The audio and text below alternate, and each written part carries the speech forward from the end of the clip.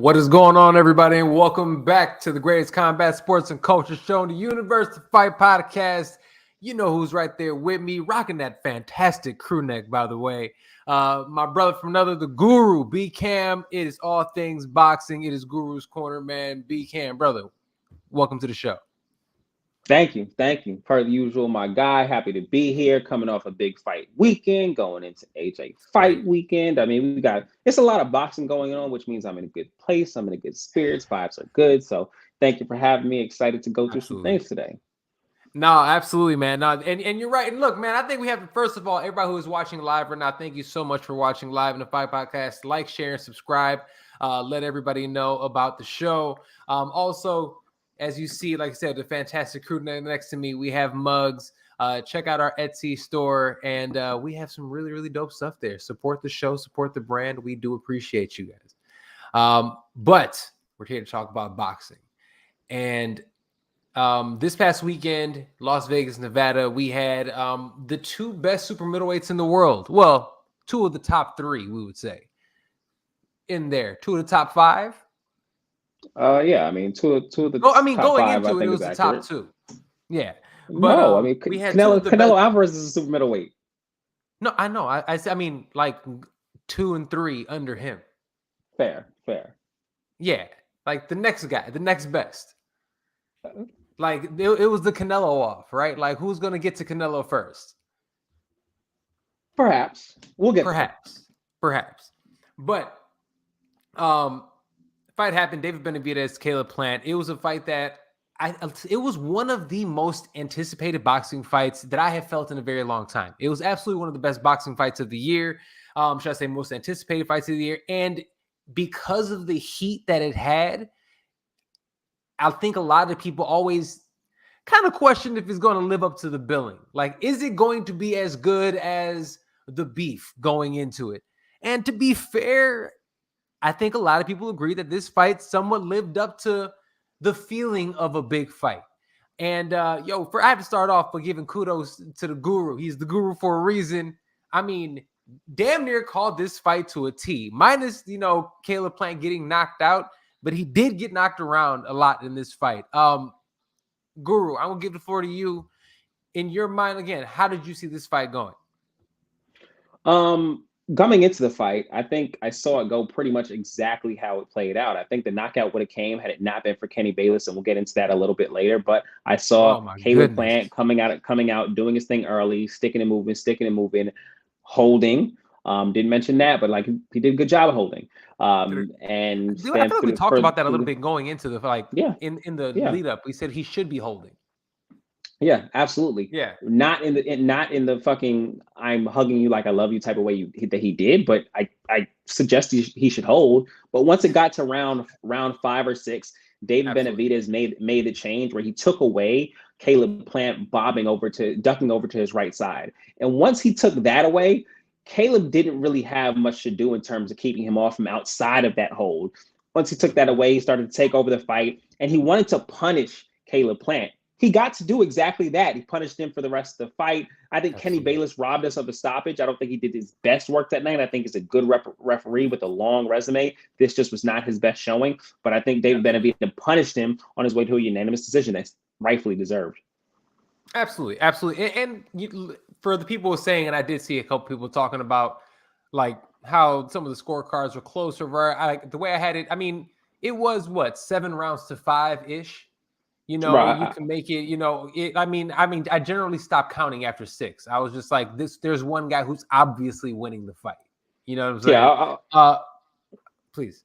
I wasn't even paying attention to the scores. Once it got to a certain point, if I heard anything else, I wouldn't have paid attention unless I heard something else aside from unanimous decision, Dave Benavidez, and that's what we got. Absolutely. No, and again, it was but it was an entertaining fight. I think it did live up to the billing. I think both men ended up getting each other's respect at the end. It was a fun fight to watch. Had me on the edge of my seat. I mean, it was one of those in the beginning, Caleb Plant was doing what we thought he was. He was cooking at the beginning. The first few rounds, a little bit of theatrics. Like I said, I don't think you can do I missed every time somebody misses. You know what I'm saying? But he did make a great account of himself. And I think one thing we can definitely say about Caleb Plant before I'm about to go on a rant about how great David Benavidez is, but salute to Caleb Plant. Give him his flowers real quick. Yeah, hell yeah. He is tough as it comes. You know what I'm saying? He's super tough. Maybe we see a fight with him and, Charlo in the future. Who knows? Like there's a lot of different possibilities there still for him.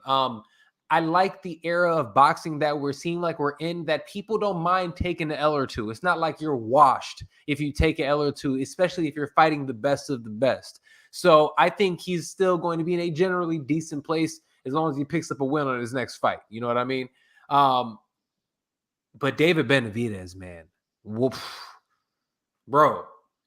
Like I said, he didn't have a high fight IQ. I was wrong.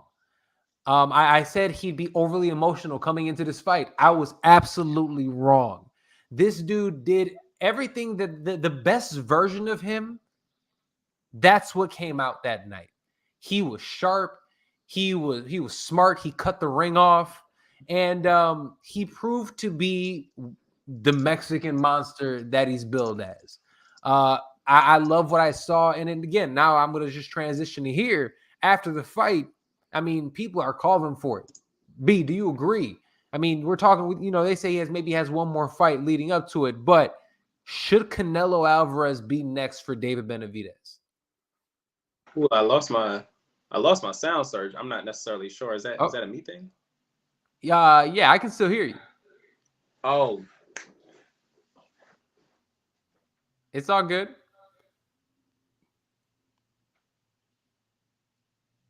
Well, look, check. So, what? We back? You got it? We're back. All right, there we go. My bad. Yeah, so I want to get my thoughts on like the whole card in general, because I do have a lot to say before we start getting into Canelo things, if you don't mind. Yeah, absolutely. I thought the event as a whole, from the build-up, the entire card, the night of, I felt like the event really delivered. It was excitement leading into it. It was excitement throughout the night. And like when you saw those ring walks, those are the type of ring walks that a big event creates. You could see, you could feel the electricity in that arena. And that's what we want to see. I think the fighters did a really good job of owning the moment. They did a really good job marketing both of themselves in the buildup. And then even in the ring, on like some wrestling shit, they did a decent job telling a story. Right? They absolutely did. Kind of showboat throughout the fight. And like Caleb Plant, I think he knows, hey, I don't have the knockout power, so I have to give these people something else to enjoy. And I think he did a good job of that with some showmanship throughout the bout. I thought Benavidez did a good job matching him with some of that showmanship. I think the fight was like good, but like it was a B fight. I'm not gonna say it was an A+. It was a solid B.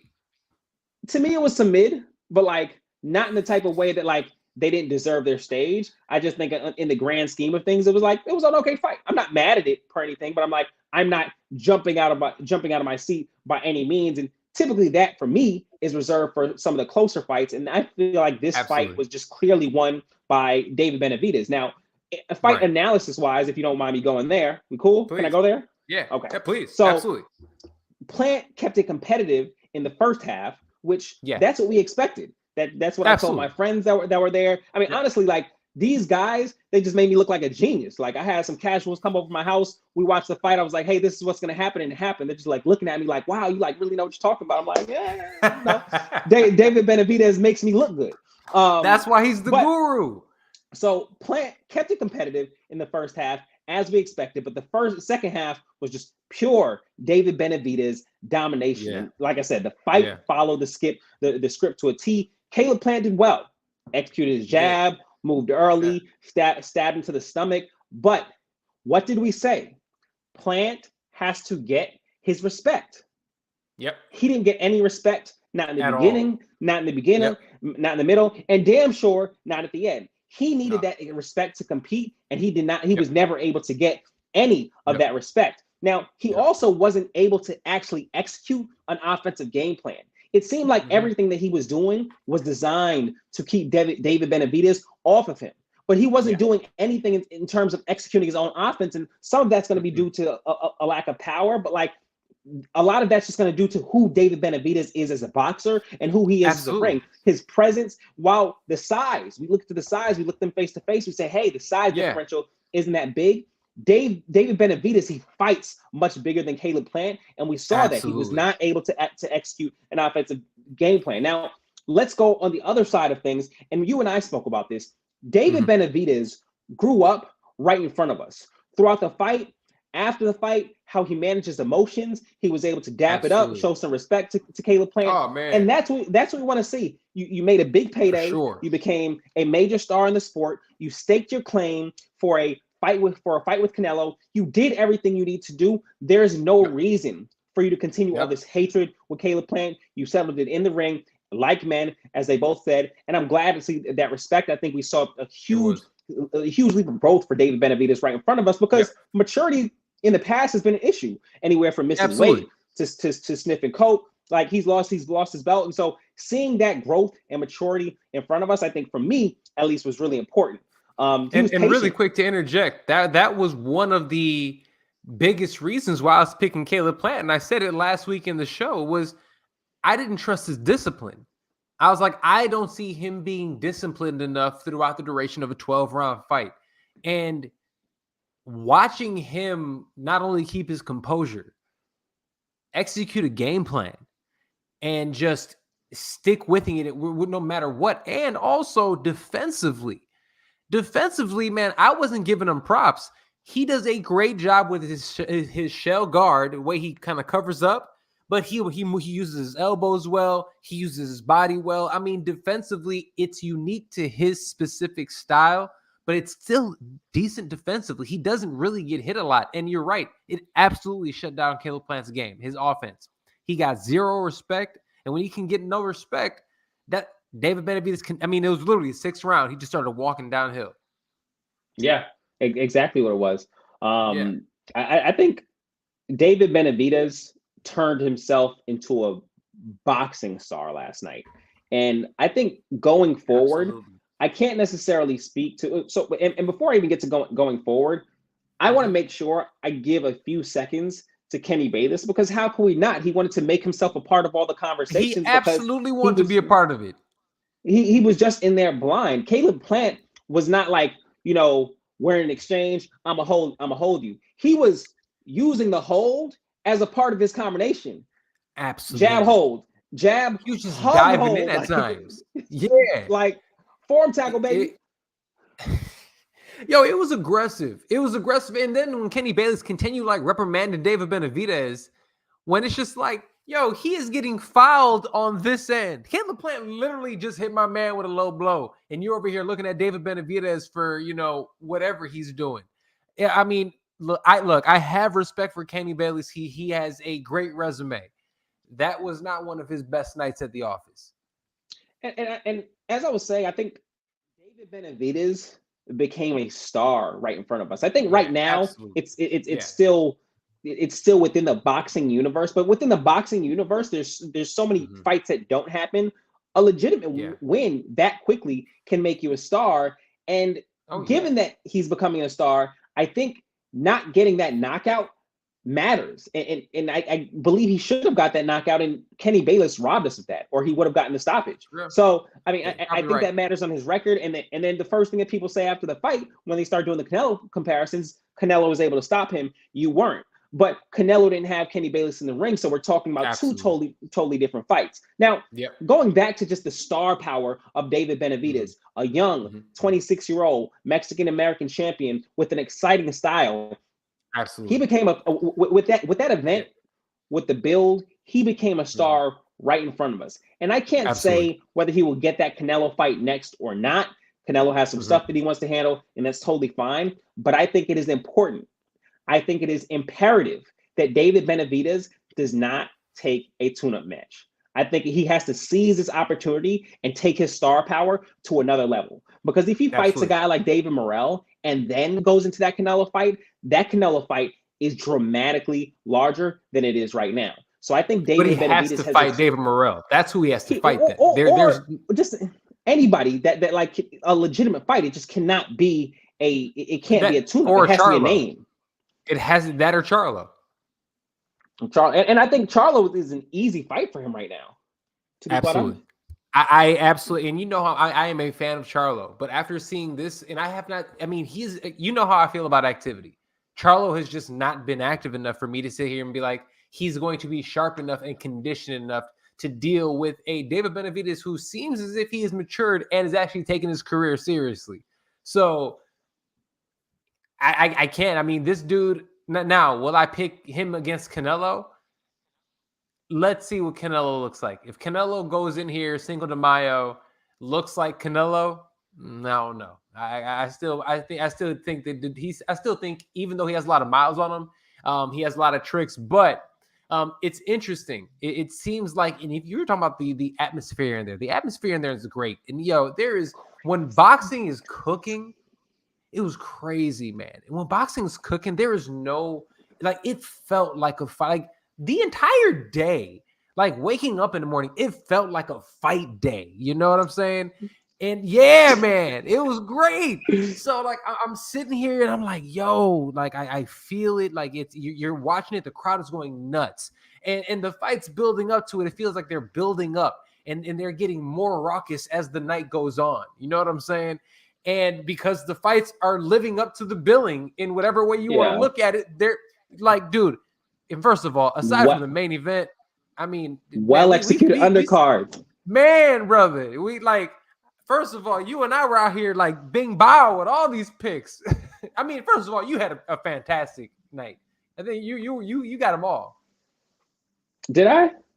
You got. I know. Well, did I? Did you pick Valenzuela or did you pick Colbert? I don't know if I picked on the show, but I picked Chris Colbert. I'm Chris Colbert biased. Yeah. So I also have a controversial opinion on that as well, and we can get there. I definitely picked Jesus Ramos. We did. We both picked Jesus Ramos, and that looked like a monster. Please, he was huge. He was huge, dude. First of all, when this man put his forehead on Joey Spencer and just started like literally leading with his forehead and just landing body shots to him, everything that he hit, that he landed, looked like it hurt so bad. And even what was it? The little check little uppercut that he ended up dropping me with in the first round. I mean, everything he landed was devastating. Spencer, I think he probably needs to drop a weight class. Like, to be fair, but he has crazy heart. The kid got CTE now, but he has crazy heart. I think it's a very particular type of performance when the viewers are very on board with the fact that this fight needs to be stopped.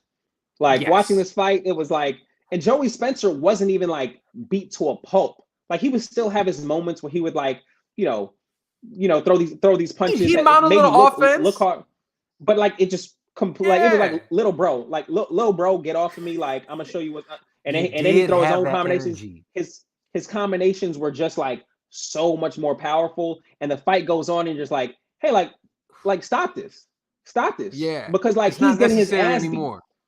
Because he's just not.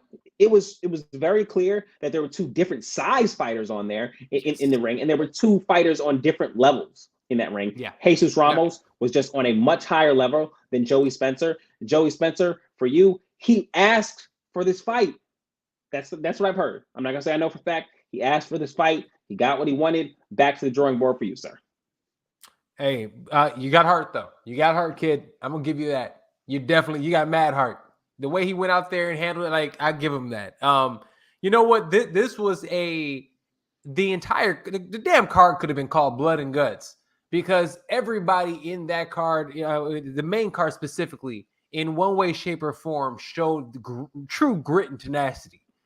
Like, it was really all those last three cards were good. And let's talk about Colbert and Valenzuela. Colbert ends up getting a decision win, ends up beating Venezuela, and most people, if you look online, the crowd hated it. Guru, how did you actually have that fight scored? I think because Showtime and everybody else believe that Venezuela won. I watched the show with a few Mexicans, and they were pissed. Yeah, and I mean, look, where are my notes? Find these damn notes. Now, first off, I had it scored I think any scores for 95 to 94 for Chris Colbert, as all of the judges saw it, to 96, potentially 96, 94 for Rayo, or 90, I guess 97, 93. I think those were all scores within reason. But for sure, it's number one, let's stop calling it a robbery. Let's just stop. Because at the very least, or at the very best, it's whatever you want to call it, it's a controversial decision. Now, I understand that your eyes can fool you when a fighter like Chris Colbert is getting hurt multiple times throughout the course of a fight. It just looks like one guy is dominating. And in those moments, he was.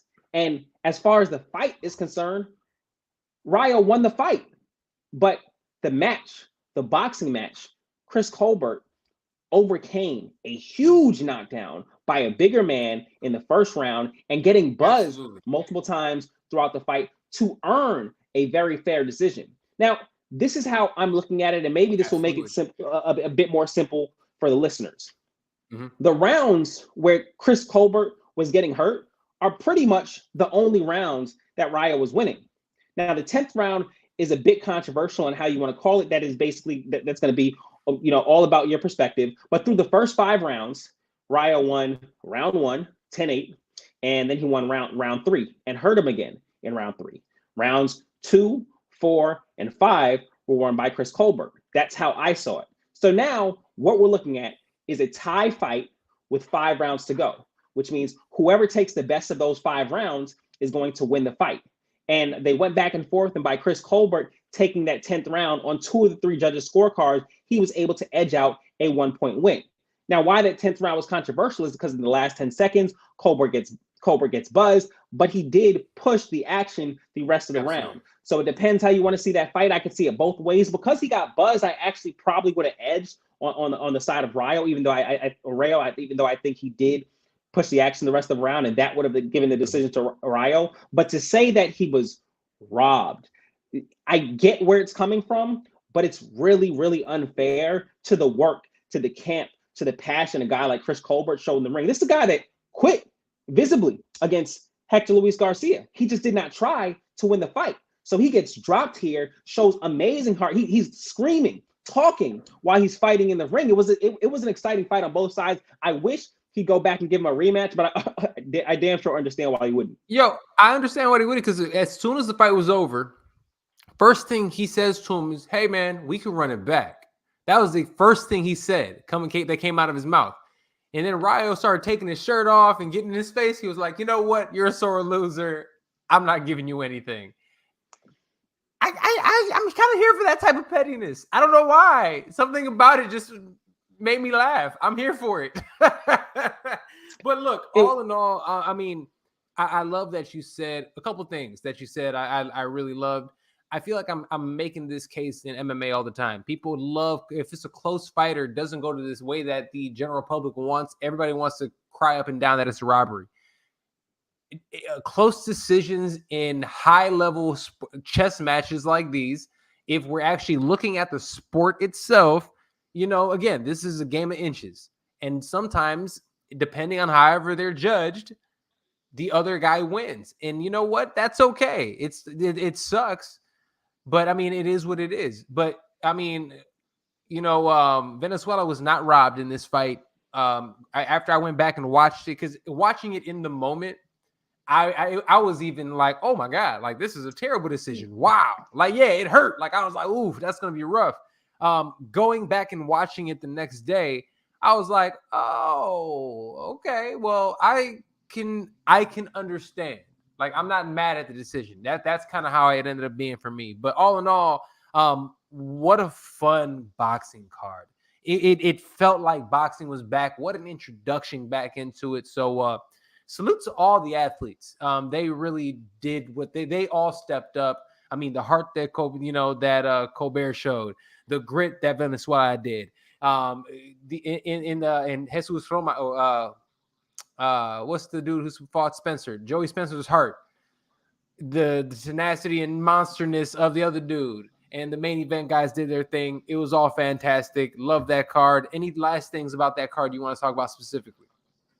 Just like where Plant goes next. I think that's something that we wanted to touch on. And I think I think you have guys like Morrell. Let's look at these boxing rankings. Yep. I know like this guy in Billy, I think he was like in a really big fight last Thursday that I did not get to see, but a lot of people called it a fight of the year candidate, Billy Gongora, I believe. So I will have to go back and watch that. But I think I can't necessarily find anybody aside Canelo and Morrell. Demetrius Andre, but I'm not necessarily sure he gets any credit for fighting Demetrius Andre. So like Morrell and Canelo seem to be the best places to go. And Morrell is PBC. It seems to be a very makeable fight. And make, if you can't make Canelo, make that fight for Dave Benavidez. Now, on the other side of things, for Plant, I think, and I know you mentioned Charlo. I think Jamal Charlo, the fight for him is Caleb Plant. I think that's a perfect fight for both fighters. I think when you talk about Charlo, Sergio, you almost talk about him as if he's like 168 pounder. He's still on 160. He's still a 160 guy. Yeah. He's yet to move up a big 8-pound leap, because remember, from 54 to 60, it's only 6 pounds. He's yet to move up a big 8-pound leap to 168 and show anything. And last I checked, he wasn't finishing lesser guys at 160. So I think the perfect fight for him to get his feet wet at 168 for Caleb Plant. I think it's a good fight for both of them. And I think Plant wins that fight. I think Plant beats Jamal Charlo by decision. I do too. I absolutely do. And again, it's people don't understand, like, yo, that weight class jump is serious. That's a big weight class. And we're talking about, Charlo, who came from originally from 54. Going up to 60. We're talking about Plant, who's been at 68. This is where he's always been. You know what I mean? So that makes a huge difference, and somebody who's comfortable with it. And I mean, can Charlo win? He's incredibly skilled. Absolutely. Can his power translate? He might even be more powerful. We don't know. You know what I'm saying? We don't. But that's the thing. We haven't seen him in enough, and we've never seen him in this weight class. So we have no clue. He can go. It's like, as of right now, I'm picking Plant in that fight. But who knows? Like, he might go out there, blow Plant out, and I'm like, oh shit, I like to see that David Benavidez fight now. You know what I mean? So I mean, that's what's so awesome about this weight class. Who would have thunk it that 168 will be so damn entertaining? It is one of the more entertaining weight classes in all of boxing right now, and I love it, man. It's so much fun, right? And these guys are all good. But let me ask you this. And we talked about this earlier, but does Caleb Plant now get, essentially, is he relegated to the elite gatekeeper?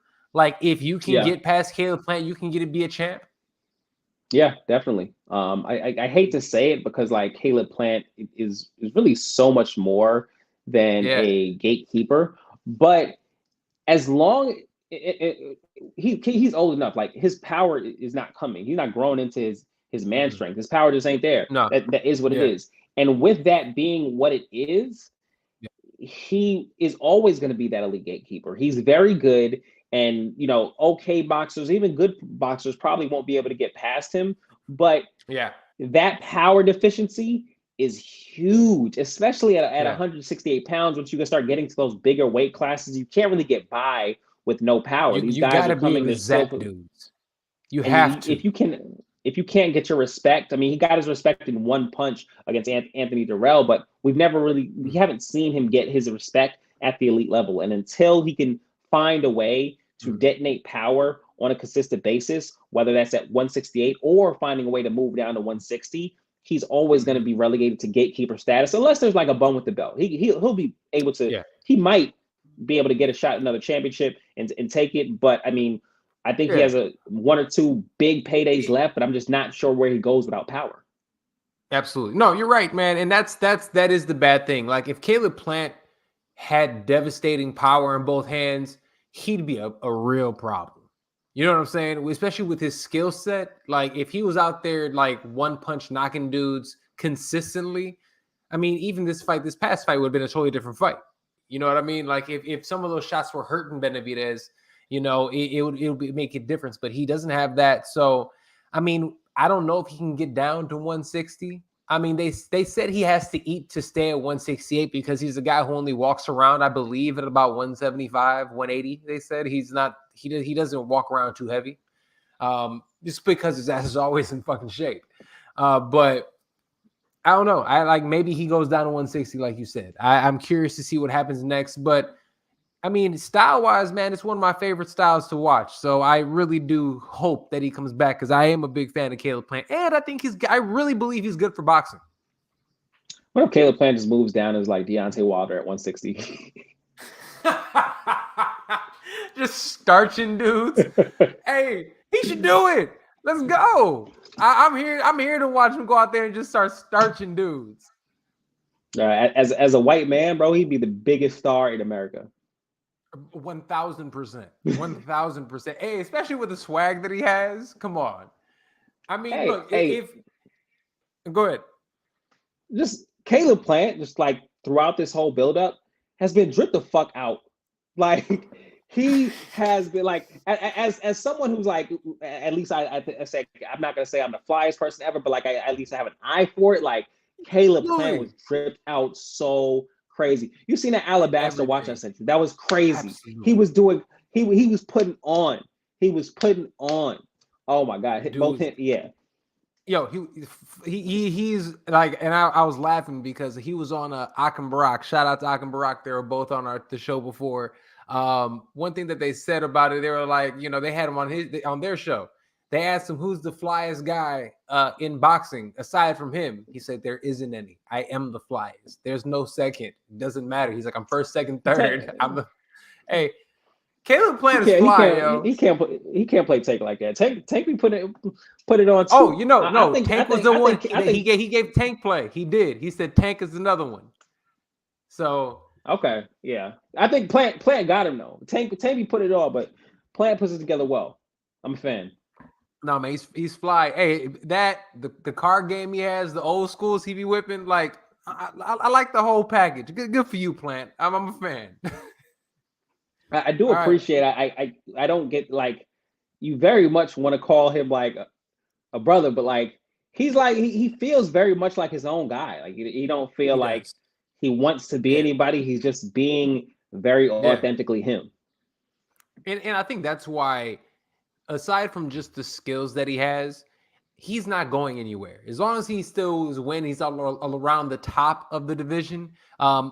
I think with this fight, I think even with the Canelo fight, people understand that, I mean, one way or another, I mean, the common denominator has been him. He's been able to go out there and drum up attention with his trolling component that he has, you know, the slick talk, the whole package, him and his wife and how close he is with his family. That is always such a great storyline that they have with him. I mean, the you know, like every aspect of it, it works. And again, he has skills. So the dude's always going to be near and around the top. I mean, he can continue making money in this game. My boy texts me. He don't watch boxing at all. Like I have never texted this nigga about boxing in my life. And I don't know if he texts me like Saturday night or like Sunday morning. Yeah. He's like fuck Benavidez. Like since when do you since when do you care about Caleb Plant? Like I was like what's going on here? Like are you like a Caleb Plant fan? He was like, man, I guess he watched him All the Smoke or something like that. And he was like, his story is just so crazy. Like I was automatically a fan. No, seriously. He was on no, it wasn't on All the Smoke. It was The Pivot. He was on The Pivot, I think. Okay. Yeah, and it was a good episode. Like and they dropped it like the day before the fight too. And like and you can see he's like a chill dude. And you're right, he is very much his own dude. Which is dope. But nah, man, salute to all of them. Like they anchored the fight weekend, and look, there was a big fight in MMA with Marlon Vera and Corey Sandhagen, and dude, I watched it the next day because nothing was going to stop me from watching that boxing card. Like the entire card had me excited. All the fighters, I'm just gushing over this damn fight card. It was the shit. I don't know if you need to do all that. I watched a Marlon Vera fight live. No, I ended up watching it. I mean, I was with people too. Like, what the fuck? I ain't got time for that shit. I watched it the next day. Okay. But the card itself, I'm talking about. You know what I'm saying? That card wasn't hidden like that. You know, I didn't watch the card. I mean, no, you had Holly Holm in there fighting, you know, and salute her. She went out there and got a, fantastic victory. But what? She's 43 years old. You know, I'm not looking at, do I think she's going to be a champion again? No. I will say I am surprised how Corey Sandhagen went out there and really did his damn thing. Really great win over Marlon Vera. Cheeto just didn't. I mean, I'm talking about MMA now, but he just didn't let his hands go. It just didn't look like him, even to the point that his corner, coming into the last round, even asked him, "Yo, are you here? Like, what's going on?" Like, he just seemed very absent. He wasn't, firing on all cylinders. And I mean, it's the fight game. It happens. But that's one thing that I do appreciate about MMA is that you can take a loss or two as long as you're entertaining and, your fan base is going to be there, right? You go out there and as long as you're still consistently winning, you know what I'm saying? You can lose one or two in MMA. In boxing, I hate that people feel like they take an L and then it's like over for them. No, man, if you go out there and you continue putting on good shows and good performances and you entertain me on and off, yeah, you're going to have a fan base.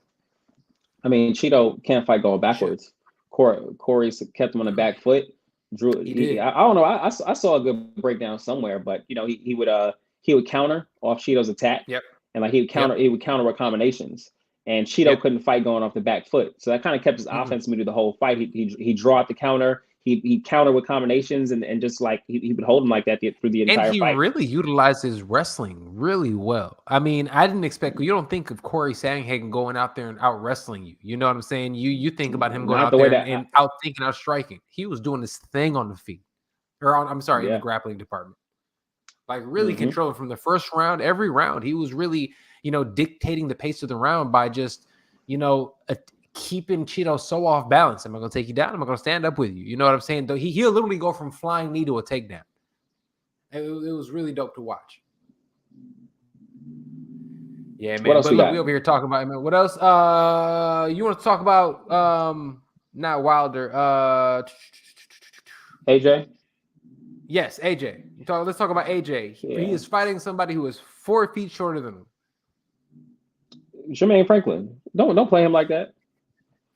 Jermaine Franklin decent. He damn near beat Dillian White. I think he got knocked out this weekend, but I mean, I got respect for him. He's definitely getting touched this weekend. What do you think about him over here in Dallas, training with the guys over there?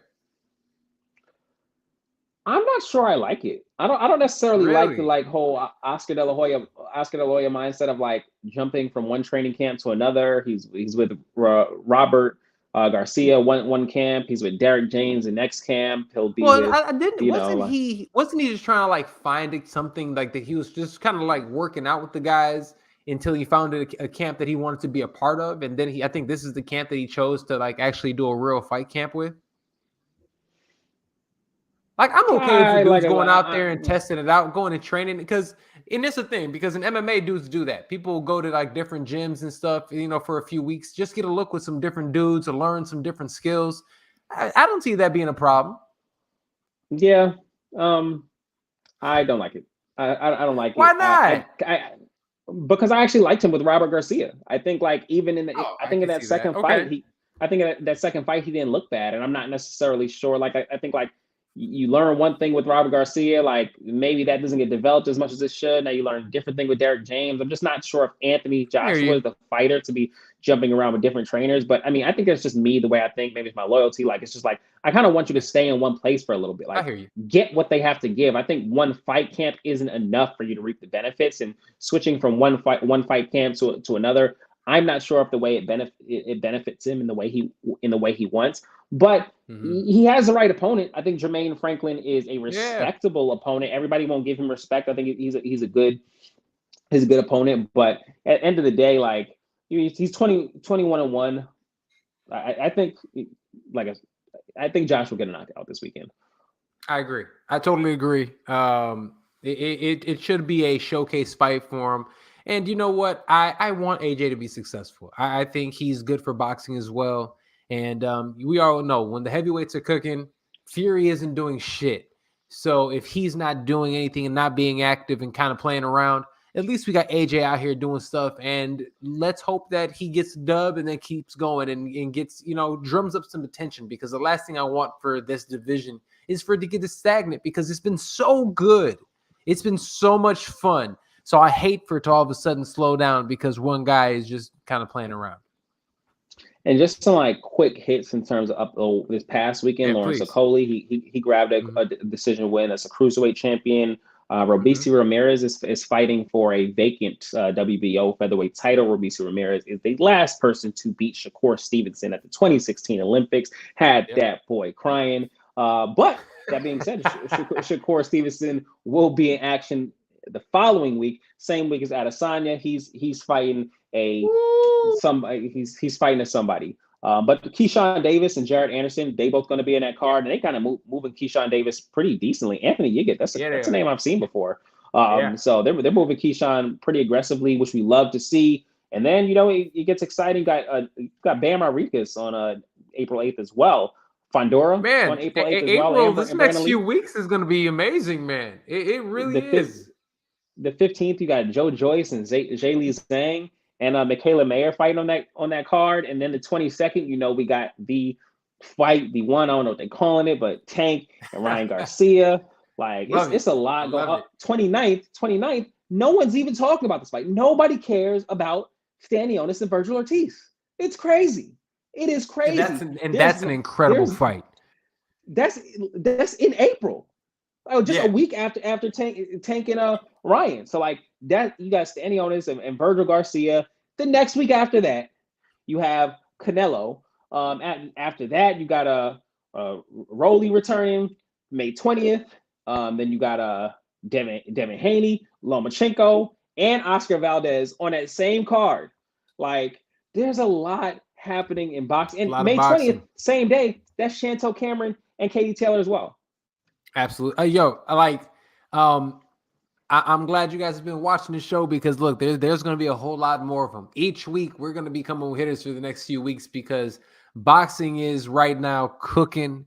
MMA actually is cooking right now also. I mean, we have a week off this week, but going in there next week, I do have Eddie Absolo coming on the show this week. Eddie Absolo is one of the best kickboxers in the world, and he actually just had his debut at one championship last week and won with one of the nastiest knockouts you'll see. I got to send it to you. My man went out there and went full Matrix on buddy.